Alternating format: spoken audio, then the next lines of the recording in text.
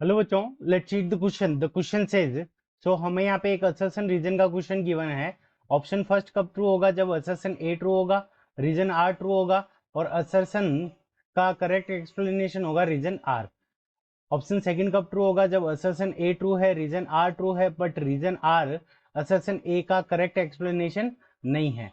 Option third कब true होगा? जब असर्शन ए ट्रू होगा, रीजन आर क्या होगा हमारा? फॉल्स होगा। ऑप्शन फोर्थ कब ट्रू होगा? जब असर्शन ए फॉल्स है और रीजन आर हमारा क्या है? ट्रू है।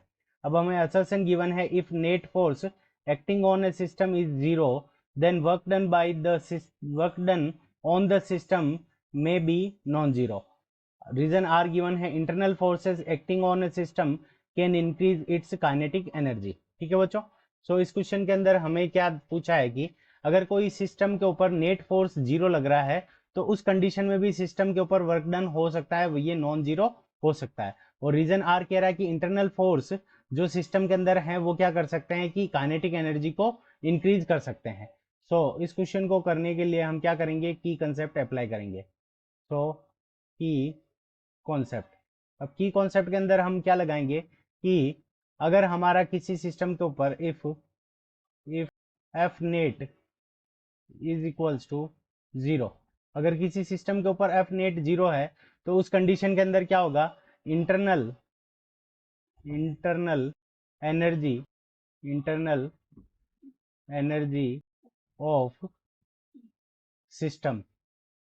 तो वर्क एफ नेट क्या है? अगर हमारा जीरो है तो उस कंडीशन में क्या होगा? Internal energy of the system can do work. ठीक है बच्चों। तो अगर एफ नेट अगर हमारा जीरो है तो उस कंडीशन में भी क्या होगा कि सिस्टम की इंटरनल एनर्जी क्या कर सकती है? वर्क कर सकती है। तो सपोज में कोई रेडियो एक्टिव न्यूक्लियाई है, ठीक है। तो रेडियो एक्टिव न्यूक्लियाई के अंदर क्या होगा कि इंटरनल एनर्जी के कारण क्या होगा कि रेडियो एक्टिव न्यूक्लियाई क्या होगा कि यहाँ पे ब्रेक डाउन हो जाएगा। तो ब्रेक डाउन हो जाएगा तो इससे क्या हो जाएगा कि छोटे उस कंडीशन में यहाँ पे एफ नेट क्या था? जीरो था। एफ नेट इनिशियली क्या था? जीरो था। उसके बावजूद भी क्या हुआ कि वर्क डन हुआ है। तो इसका मतलब क्या हो गया कि अगर इंटरनल एनर्जी है सिस्टम के पास में तो वो वर्क डन कर सकती है। सो असर्शन ए क्या हो गया हमारा? करेक्ट हो गया। अब internal forces can acting on a system can increase its kinetic energy.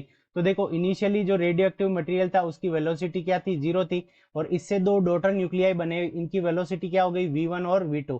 तो इनके पास में कुछ ना कुछ वेलोसिटी है। तो इसका मतलब क्या हो गया कि हमारा जो ये सिस्टम है इसके अंदर क्या होगी? इंक्रीज हुई, काइनेटिक एनर्जी के अंदर इंक्रीज हुआ है। सो रीजन आर भी हमारा क्या है? करेक्ट है। तो यहाँ पे इसके अंदर हमारा ऑप्शन ए करेक्ट आंसर हो जाएगा कि असर्शन और रीजन दोनों हमारे करेक्ट हैं, और असर्शन का जो करेक्ट एक्सप्लेनेशन है वो रीजन आर है। So option first is the correct answer of this question. I hope you understood it well. Best of luck. Thank you.